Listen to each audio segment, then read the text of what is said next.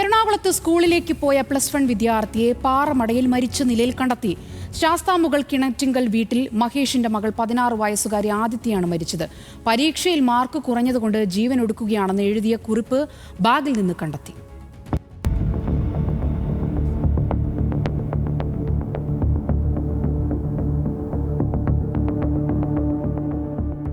രാവിലെ 9 മണിയോടെ ശാസ്താമുകൾ ഭാഗത്തെ പാറമടയിൽ നിന്നാണ് ആദിത്യയുടെ മൃതദേഹം കണ്ടെത്തിയത്.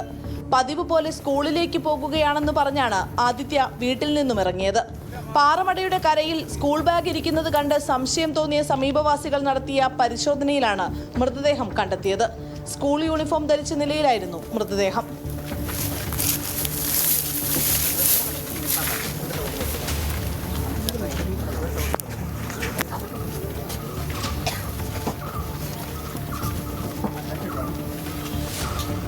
മഹേഷ്, രമ്യ ദമ്പതികളുടെ ഏക മകളാണ് ആദിത്യ. വാർഡ് മെമ്പർ നൽകിയ വിവരത്തെ തുടർന്ന് ചോറ്റാനിക്കര പോലീസ് സ്ഥലത്തെത്തി.